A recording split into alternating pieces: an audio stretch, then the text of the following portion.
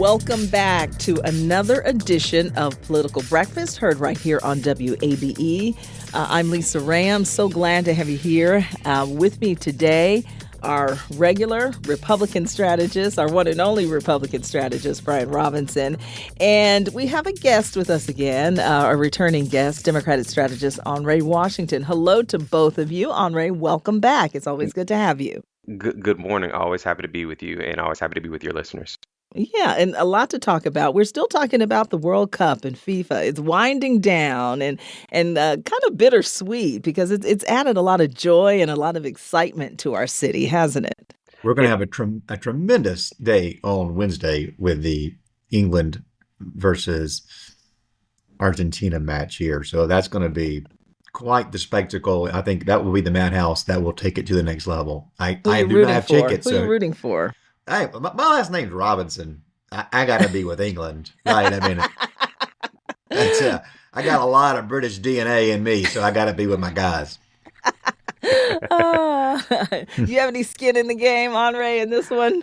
I don't. I'm just happy to see the city winning. It's been quite exciting to see everybody enjoying the fan festival and certainly the marches into the stadium that we've seen photos from. It has been quite an exciting, kind of foray. And I think this is quite the culminating match to have scored these two teams in this city at this moment. I think, to Brian's point, it's going to be absolutely sensational. Yeah, I interviewed a MARTA police chief this morning who said there have been absolutely no incidents of crime since the World Cup started on MARTA trains. And as you both know, there's a federal investigation underway regarding the crime rates. Recently, I'm saying recently, but it's been months since, we've had this trend of some serious crime incidents that have taken place on the trains. But he said there have been no serious incidents since the World Cup started. So they're applauding that as well. Right. Yeah, totally. And MARTA's had a good couple of weeks for sure. And because we were concerned, we had reason to be concerned. There's been a lot of transition. We had the gates open at MARTA stations for a long time. We had some high profile crimes. So to get through it and for MARTA to have performed well, not had any outages, not had huge delays, not had violence, that's great. Maybe the part of the lesson is, the bigger the crowds, the safer you are. There's safety in numbers, as they say. Yeah. When you're all jostled in there, packed in, it's hard to, I guess it's easier to do petty crimes like pickpocketing, but harder to knife somebody, I guess. What I also say is this is a testament to our law enforcement agencies working together and actually doing what they had planned to do over a couple of years. As you know, the federal, state, and local authorities all had a comprehensive plan, as we mentioned, and have talked about across multiple platforms that, MARTA would be prepared. And unfortunately, there were some tragedies that occurred I think there was an attempt to politicize it, but most MARTA riders know on a regular basis that MARTA is a safe and reliable way to get from point A to point B. The biggest issue, perhaps, is that it doesn't go enough places, not that it's not necessarily safe to be on. And so very, very happy to see the city live up to its reputation as an international city and a great place to host events. Can I add something right here? I recently used MARTA to get back to my house from the Peachtree Road race, right? I took the bus up to Lindbergh up to Brookhaven, and they've now got the new gates. And I'm not a regular MARTA user. I take it to go to the airport. Yeah. And once a year on July 4th. And they now have this thing where you don't need the Breeze card anymore. Right. You just put your cell phone on there when your Apple Wallet or whatever phone you have. I mean, I use it for the first time at a New York subway around New Year's. This is a huge improvement. This is in and out. This is You don't have to have an extra card in your wallet, right? You don't have to looking worry about over reloading your shoulder, it. trying to see who's behind you, getting through. Yeah, you just breeze through. Yeah, I agree. And the pain in the neck of reloading your card on those ancient machines they had, where you had to press the button with a jackhammer to get it to work. So this is so much better. So congrats to MARTA on a technological breakthrough here. Yeah. This is great. Yeah. They really are making it easier and easier. And they're going to add officers to the trains eventually. So that's good news as well. Let's talk political news. Polling. It's that time. Some people are saying, it's too early to pay attention to polls, but I don't know. I don't think so. They're always interesting to me. There's some new polling regarding the Georgia's governor's race that showed Democrats leading in both the Georgia governor's race and the U.S. Senate race. Let's start with you, Brian. What are your thoughts? Well, what you're referencing there is the Fox News poll from a while back, and it had a big lead for John Ossoff over Mike Collins, and then a narrower lead for Keisha Lance Bottoms over Ray Jackson. We've had subsequent polling, public polling from Wick Research that shows a much tighter matchup in the Senate race and a dead heat in the governor's race. And that tends to reflect what I was saying about that Fox News poll when it first came out. One, the Fox News poll was with registered voters, not with likely voters. And that's going to get you a very different outcome. Because everybody in Georgia is registered, despite all the voter suppression that is alleged, if you lay it over the census for Georgia, it's a Democratic advantage. But if it's who shows up to vote, it's much more competitive. So that second poll is a more active reflection of people who might actually show up to vote. And you raised a good question, Lisa, about whether or not it's too early to put any stock in polling. And I do think that it's important even this far out. It doesn't mean it can't change. It can change dramatically. Lots of time for change. But what it can capture is the environment. And, if I was John Ossoff, I would be a little concerned about the second poll that shows a tighter matchup, because the environment should be one that favors Democrats. Whenever your party is in the White House, the opposition party gets a little wind behind their backs, right? And we certainly saw that in previous elections and midterms.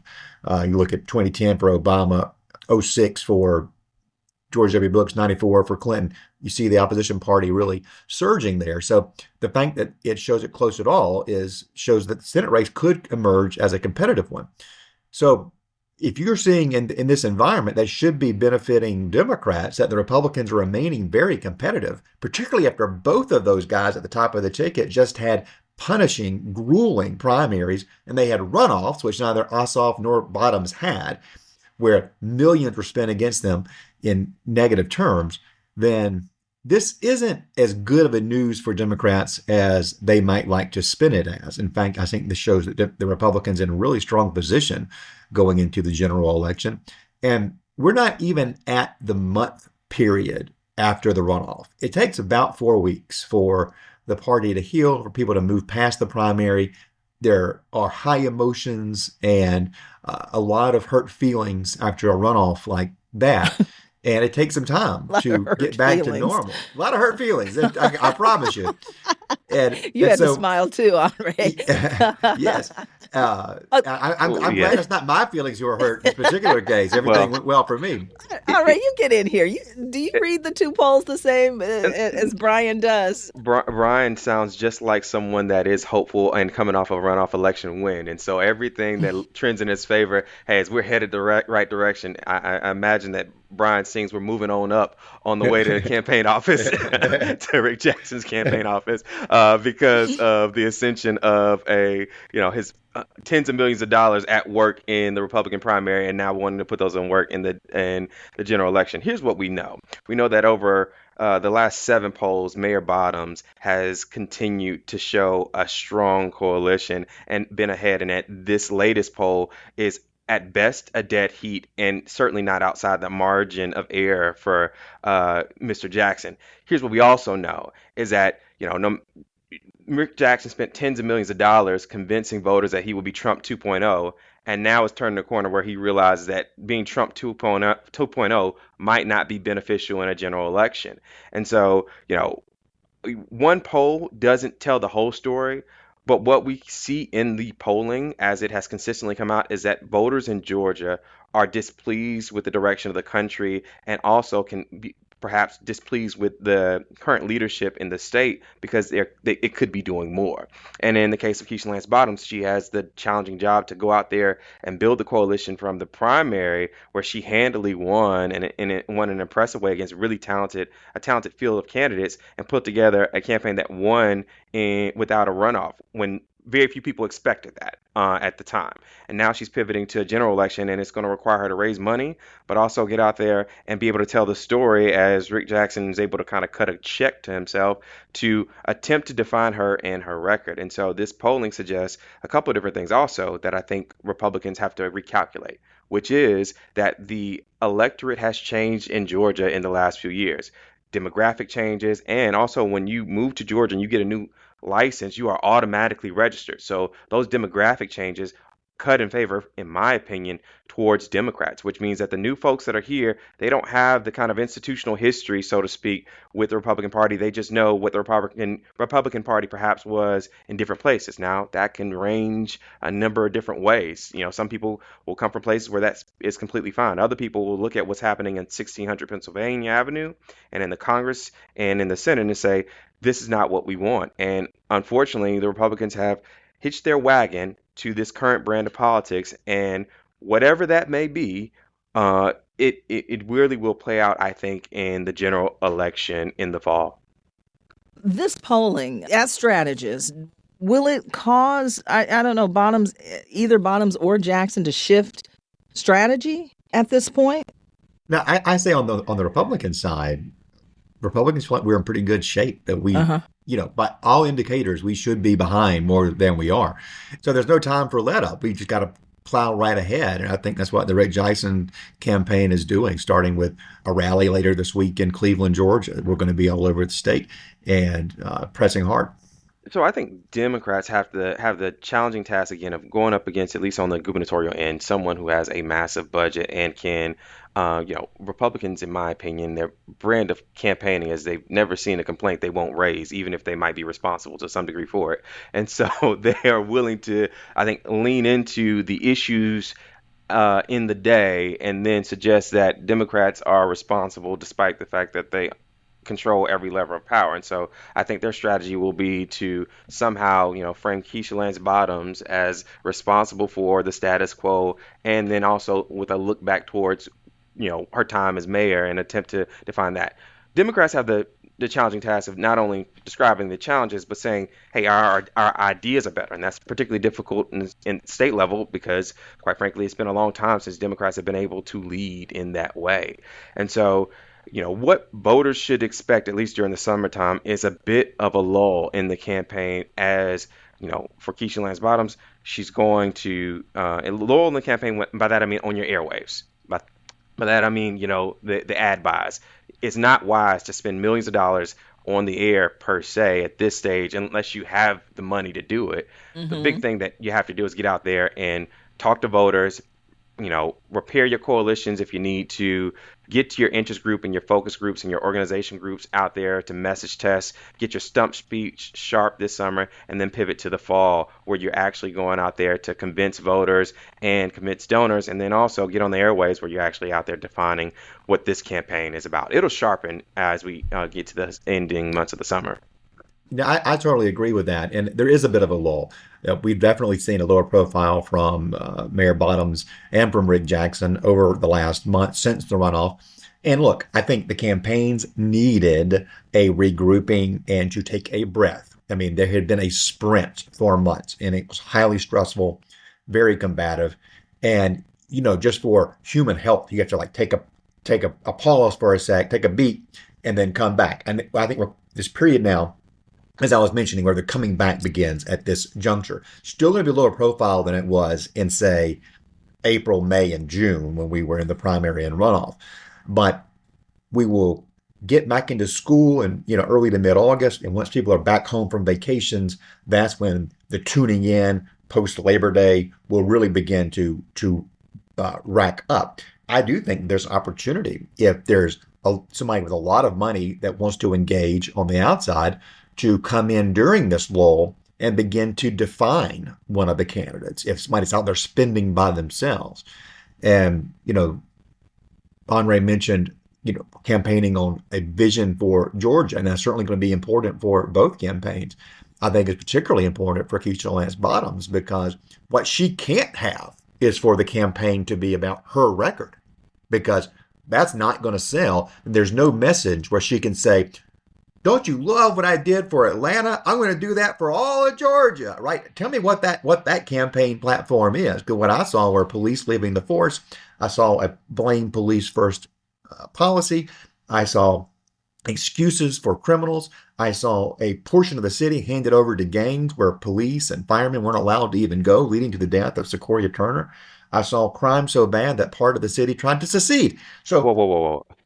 Whoa, whoa, whoa, whoa. So we can't, I can't even let that roll because part of what Keisha Lance because Bottom it's did. unpleasant to hear the truth on this, No, right? it's not even the unpleasant part. It's the idea that we would give any credit to Bill White's effort, failed effort, to rip part of the city of Atlanta out that failed at the state level. He's a, New York millionaire that moved recently to the city of Atlanta, and I mean, I guess it's unsurprising for a multimillionaire campaign like Rick Jackson to associate themselves with Mr. White when the fact of the matter is Buckhead residents rejected that. Buckhead's long-term leaders rejected that effort. And so also the use of the term secession, like, there was a mass uprising in Buckhead instead of a community having an actual difficult conversation around policing and around safety that was ultimately solved. We see now that Buckhead is safe.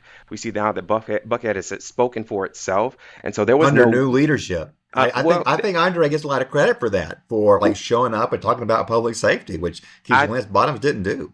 I think that there is certainly a discussion to be had, I think, about how leadership has continued to grow and evolve, but to suggest that our friends and neighbors in Buckhead in the city of Atlanta actually wanted to leave as much as it was an effort by somebody who just got here to stir up trouble that failed on every level isn't reflective of voters in Buckhead. And I think that that's kind of the issue that I see with the Rick Jackson campaign is that they're willing to politicize the death of a little girl when it comes to Sequoia Turner and constantly state her name. And the question that I have for the campaign is, have they reached out to her family? Are they okay with them using her death as a tool to badger Mayor Bottoms? Are they aware of what high school she or would have gone to, what elementary school she went to? Does she have siblings that are out there? Has the campaign done the outreach to say, here's how we would address the issues for her family and kind of gotten past that point? But I hear this kind of talking point about her that I haven't heard from Republicans prior to the primary. I didn't hear her name, so to speak, this year in the many years after her death from the Republican leadership in the state of Georgia. And so my point is, when it comes to Mayor Bottoms, here's what she did do. She made sure that parks and recreations were open up until the point of COVID. She dedicated a lot of money to affordable housing and to addressing our housing crisis as mayor. She gave police officers raises when she was mayor. And yes, there was a national discussion when it came to policing in America. All of us were a part of that discussion, and it was difficult and still, quite frankly, has its ebbs and its flows. But to suggest that Mayor Bottoms was a blame police first, or that she just sat back and did nothing for 4 years while the country reconciled, when Brian Kemp and Congressman Collins both complimented her on her strong leadership during the midst of protests. And everybody recognized that she was out there late at night telling kids to go home when protests crossed over from civil, our typical good trouble, as John Lewis would say, Congressman John Lewis would say, civil disobedience, over into discord and disarray. She was out there late at night. We didn't see her standing shoulder to shoulder with Governor Kemp. We certainly didn't see Rick Jackson out there, but we saw Mayor Bottoms out there actually doing her best to keep peace. And it was imperfect effort, but it was, quite frankly, what mayors across the country were doing. If by comparison, we saw President Trump at the time holding the Bible upside down as, people being beaten by billy clubs in DC, and his leadership was not something to look to. And so, I get it. It is an easy story to tell for the Jackson campaign. It is a easy narrative to try to remind people, but I think it revises history, particularly when you talk about leadership that requires difficult discussions that don't look pretty. And that's the job of the governor of Georgia, is to actually say, hey, look, it's not going to be perfect when you're leading, but to do your best to turn a corner, do your best to get things right, and do your best to move in the right direction. I think it's an important thing that Keisha Lance Bottoms is going to have to get out there and define before, messages and, I guess poll-tested arguments get out there and attempt to tear her down. I hear you. But look, at the end of the day, Keisha Lance Bottoms let a portion of the city be governed by gangs who were in the streets with long guns, and police were told to not go anywhere near there. And that is how that child died. And that is a perfectly legitimate issue to discuss, a public safety issue. say you're politicizing public safety. Of course, public safety is a political issue. Of course, it is going to be a topic where we put a vision forward for the state, where we hold officials accountable for how their leadership or lack thereof affected the public. That was just a dark, dark moment in Atlanta history. What happened there? It was inexcusable. And, one issue that I have with how police were treated, and I bet you, I was talking to a retired Atlanta policeman this weekend who was saying that he thinks some people who used to be on the Atlanta police force will want to speak out during this campaign because they felt so disrespected and abandoned by Mayor Bottoms during her term. We saw numerous police officers fired without due process by Keisha Lance Bottoms herself and then reinstated after a review board took a look at the facts. That's why I say she had to blame police first. Think about the Rayshard Brooks case. They fired the shooter, but she also fired the other officer who was just there. Right? Like what was the firing offense there? Now, this is somebody who was like, police are bad, get rid of them. That's what that moment said to me, and it was a real bad indicator of how she would want to lead the state. Yeah, but whatever happened back then and whoever was to blame, it certainly is not hurting her in the polls now, is it, Anré? No, and I think that's the larger point is that, I think the Jackson campaign would love to relitigate what happened 6 years ago when voters are really concerned about a couple of different things. Why is it so expensive for me to get to work? Why is it so expensive for me to buy food for my kids during the summer when they're eating me out of a house and home? While they're home from school, why are healthcare premiums so expensive? Why are prescription drugs so expensive?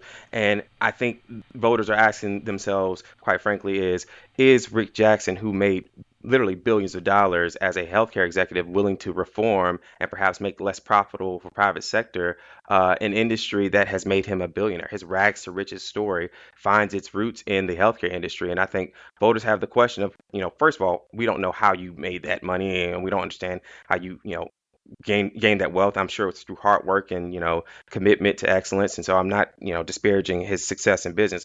But the question then becomes, as a public servant and in the public space, the motivation is people. And then in the private sector, you have a legal and ethical obligation to make sure that you make as much money as possible. And so is a 72-year-old man going to be able to make the pivot to say, I'm moving from actually my entire life's work, which has been to build this business and make it successful, now building in the public sector where it is driven in part by actually helping people, and the profit margins that might have made me wealthy, now I have to perhaps damper to make sure that working families can afford their prescription drugs. We can expand Medicaid to ensure that they have insurance coverage, and we can think creatively about how to solve problems for kitchen table issues. There's a question and a getting to know that voters have to do with someone like Rick Jackson, who has, again, become very successful. And I think right now voters are signaling that we know a lot about Keisha Lance Bottoms, but we know that she spent her life in public service. She's been a judge. She's been a mayor, a councilwoman. She's been involved in parks and recreation. She's worked at the White House. So her life has largely been dedicated to public service. Record be as it is, they know and are aware of who she would be as a public servant. And I think many voters are saying, I trust that more than I trust the questions that we have about Mr. Jackson. Yeah, I think affordability will be a big issue, and I do think that there's a place in this campaign, an important place for both candidates to put forward a vision for how they make life more affordable for everyday Georgians, people who go to work every day and have trouble making ends meet. And I think you're going to hear Rick Jackson and Keisha Lance Bottoms approach that issue from very different perspectives. As Anré mentioned, Keisha Lance Bottoms, we're talking about healthcare through the lens of Medicaid expansion. Rick Jackson will be approaching it from a different lens, but still talking about healthcare affordability. And he brings to it the authority of somebody who understands healthcare policy intricately in a way that most elected officials don't, even though he's never been an elected official. So I think you should expect substance and vision from him on that. I think both will be talking about housing. Keisha Lance Bottoms, as Anré said, did focus on affordable housing issues as mayor of Atlanta. That was one of her priorities. That's something that I've heard Rick Jackson talk about on the campaign trail too. How do we make sure that Gen Z and really even some millennials who are now getting into their later 30s and 40s, how do we make sure they can buy their first home when the prices have been so high and we haven't had enough stock to meet the demand? So both are going to be talking about it, but again, through different lenses. So yes, their visions matter, but their records matter too. Yeah, all good points. But wouldn't you say most people have their minds made up already? When they come back and hit the trail again with some heavy stumping, haven't most people made up their minds already? Who will their audience be? I think that that's a really good question. I think that what you are seeing is that there are bases for in Georgia, because Georgia will always be, certainly over the next 10 or 20 years, a competitive state, certainly next 10 or 15. I think the question is two directions. There's the audience that are the kind of swing voters that, I hear Brian talk a lot about, those folks that might ticket split. But I think the audience that people aren't talking about are those folks that are so displeased with the current direction of the country, whether it's the White House, that they would normally sit out in a midterms, but they will treat this as a general election. And I think those people are the ones that are not being counted. Those people are the ones that are paying attention to the headlines and the insults. And the dog whistle politics don't play as well because people feel uncomfortable with it. Those folks, those left-leaning, progressive-based voters, I think they're paying attention. And so if I'm on the other side of the aisle, I'm saying we ought to be careful not to poke the hornet's nest because I think there are people already concerned. I think for Keisha Lance Bottoms, it's actually convincing people that are skeptical of her that she is not the boogeyman. And so that looks like moderate voters, voters that are center right, that have questions that about, who Mr. Jackson is, what he's done, where he might be. Those folks that are open truly to, new directions. And a lot of those look like new voters. A lot of those look like voters that, don't particularly vote with the party and they're going to want to see a telegraphing from her of competence and professionalism so that they know that if she is given the keys to the state of Georgia, that things will get better and head in the right direction, if nothing else. And so that looks like a lot of Metro Atlanta voters. It looks like a lot of also coalition building along the I-95 corridor and the Black Belt, that is the color of the dirt, from Columbus through Macon and Augusta that runs through the center of the state, that belt that runs through the center of the state. Those places are going to places that she's going to have to go to build that coalition to get her on the other side of a general election. What are your thoughts, Brian? Who will the audience be when they start that heavy stumping again? Well, on the Republican side, obviously Rick Jackson and Mike Collins and the down ticket Republicans statewide need a significant turnout in rural Georgia. That is obviously the most reliable base, the places where the Republicans can get 70, 80, maybe in some cases 90% of the vote in those counties. You got to get as many of those folks to show up as possible. And during a midterm, it is more difficult for Democrats and Republicans to turn out the voters that they need. Low propensity voters are going to be huge when it comes to the rural vote, just as many urban low propensity voters are going to be really important for the Democrats on their side. But that after you get your base out in rural and exurban counties, exurban like Forsyth, Cherokee, Fayette, those places, Paulding County, turning out those voters. After that, it is the deciders, and the deciders are in Metro Atlanta. They are largely white. They're college educated, wealthier than the average Georgian. I apologize that I use that trilogy all the time when explaining this on Political Breakfast, but I always want to clarify who I'm talking about because these are voters who do ticket split. They do make a decision based on candidate quality. They are people who tune in and listen to the message and make a judgment on the candidates beyond what partisan jersey they wear. So I think that's where the part of the record really comes into play is you have to make Keisha Lance Bottoms' record one that makes her an unsuitable alternative to the Republican. Those who are concerned about public safety as one of their most principal issues, you got to make her record top of mind to those deciders. And also, I think the deciders are people who think the country maybe is going in the wrong direction, but that Georgia's going in the right direction. And because they're nuanced thinkers, because they can think in complex terms, they're like, I may not like what's happening in Washington, but I like what's happening in Georgia. I'm going to stick with the team that is taking us in the right direction, that is keeping our economy strong and stronger than many other states, that is has a low unemployment, that has a balanced budget, and that has high-paying jobs in my neighborhood that my kids can come back home to after they graduate from college, which they went to for free in Georgia. Well, more to come. It's just July. We're just in July. So yeah, so a lot of more banter and stumping to come. Wanted to end today by talking, we have to make mention of South Carolina Republican Lindsey Graham, who Mm. passed away over the weekend. And he did have ties, even though he didn't represent Georgia, he represented South Carolina, but he did have ties to our state, especially after the 2020 election. So either of you want to chime in there? He was respected on both sides of the aisle, though, but he did get intertwined there, making a phone call to Secretary of State Brad Raffensperger and asking him to re-examine certain absentee ballots back in that 2020. So do either of you want to chime in and say anything about the late Senator Lindsey Graham? Sure, I'll say this about, Senator Graham. He is indicative, I think, of our politics and our political system, which is, he had very strong positions on issues, and, how you feel about those positions likely is relative to your political party.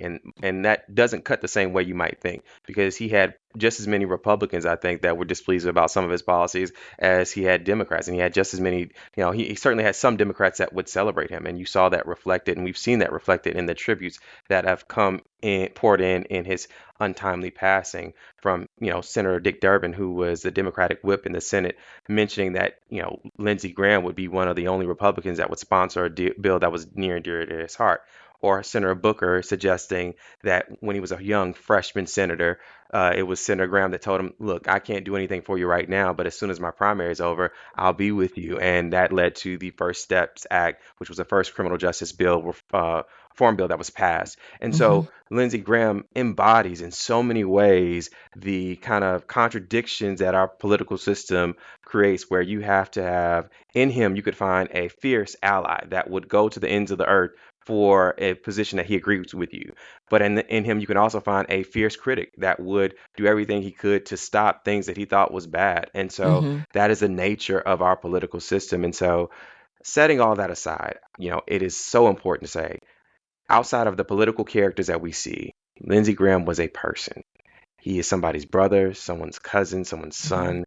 And there are a lot of people that are waking up this morning trying to figure out what is next in grief. And I think that is so important that we not, in the midst of our kind of political horse racing and discussions, forget that people are people, and grief, I often say, is kind of like glitter. It just shows up everywhere in your life. And when you think you got it all done, it might show up, 5 months later. And so my family is thinking of Senator Graham's family and loved ones, and sending our deepest condolences to them. Lindsey Graham, I'm a communicator in politics. That's the role that I play. I don't do policy. I don't do fundraising. I don't do grassroots turnout. I just do communications. And so Lindsey Graham is one of those figures in American politics that was a huge person, a huge leader in my lane. He approached politics the way that I do. And I think I'm a minority voice, but I am one who takes every media opportunity, every platform given to me to go and drive my message and go into unfriendly territory at times, because I have faith in my message. And you can hate it if you want to, but I'm going to go tell you, and maybe, just maybe, I'm going to convince you and give you some information you hadn't thought of before. So we have lost a titan of American political communications. He was a regular not only on Fox News, but the second most ever appearing guest on Meet the Press, as we learned yesterday. He was supposed to be on Meet the Press yesterday, for that matter. I mean, on Sunday. So he was always one of the intellectual leaders on the conservative side in America over the last 30 years or so, going back to when he was one of the impeachment managers against Bill Clinton back in the day. And there's a couple of things about him that I would like to mention that are important to Georgians, because it shows how he would put parochial interest aside for the betterment of the entire nation. The Port of Savannah is important to Georgia's economy, to the economy of the Southeast, and the economy of South Carolina. Many South Carolinians did not want the federal government helping to fund the dredging of the Port of Savannah, because they saw it as making Charleston's port competitively disadvantaged by making Savannah more attractive. Lindsey Graham, despite that, worked with Georgia's delegation to get that money in there, because he knew that it too benefited that low country portion of South Carolina, but also was important to the country It was important to commerce for all of us, and we were all going to benefit from it. So he was a leader who helped make that happen. And I think that's a great testament to him, that he was able to look beyond local politics and see the bigger picture. And while I am not a neocon by any means who thinks that American forces and power should be used willy-nilly as the world's police force, I did appreciate him fighting for the people of Ukraine, where we have, in my party, in our party, there's a huge divide about whether or not the country has an interest in supporting Ukraine. I am one that admires the tenacity of the Ukrainians and what they've been able to accomplish against much stronger, better funded forces. And I agreed with Lindsey Graham, who just got back from Ukraine, that it is in American interest to supply those troops, to let them continue to weaken an evil regime so that they can't pose a threat to Europe and then eventually to us. I agree with him on his strong support of Israel against people who wish to destroy that state and its people. I'm with him 100% on that. And so for those of us who held those views, and for those of us who shared his love of America, in the big picture, not just on the local level, we have lost somebody who was a very important figure in U.S. politics. And the irony of it all is that the U.S. Senate is this gerontocracy where, the average age seems to be about 85. He was, by comparison, a relative healthy, energetic spring chicken in his early 70s here. And we lost somebody way, way too young. I think he planned to follow in the footsteps of his predecessor, Strom Thurmond, and serve till he was 100. But God had different plans. Rest in peace, Lindsey Graham, and thank you for your service to our country. Yeah, service well done. Yeah, well said, both of you. Thank you both for a wonderful, wonderful show. And until we meet again, have a great week. Thank you. Thanks, man. Good to see you, Anré. Good to see you as well.